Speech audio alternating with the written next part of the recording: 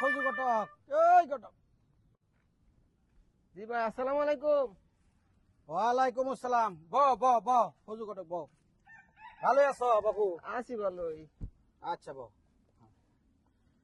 তো ঘটনা হইলো সেদিনকে যে মাইয়া দেখাইলা আর তো কোনো ই করলা না, খোঁজ খবর দিলা না।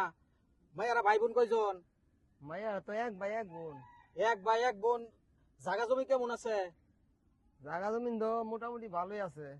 অনেক হলো মাইয়া তোমার পছন্দ হয়েছে, অনেক পোলার মার তো একটু আবদার আছিল।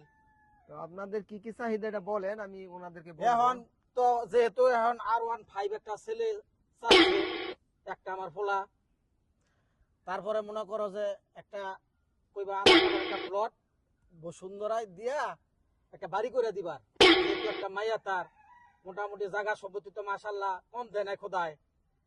এই আমার পোলা মানে তার ওই পোলা, তার মাইয়া মানে আমার ওই মাইয়া।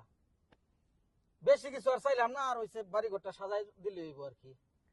কথা বল মনে, আপনি বলছেন একটা মাত্র ফোলা, তো চাহিদাটা একটু বেশি হয়ে গেল না? এখনকার পোলাপান তো তোমার ল্যাম্বরগিনি চাই, তারপরে আবার জানি যে কি কয় BMW সাবলু হেগিলা চাই, দুজনের কথা। এখন তো সব পশ্চিমা কথা আছে, তাই বেশি কিছু আর চাইলাম না। তুমি জানায়া হাকি না আমার একটু জানাই দিও বাপু, ঠিক আছে? আচ্ছা আচ্ছা, ঠিক আর আছে। বাড়ি হয়ে যায় তোমার চাচি নাড়ুমুড়ি খাইয়া যাও। আসসালামু আলাইকুম।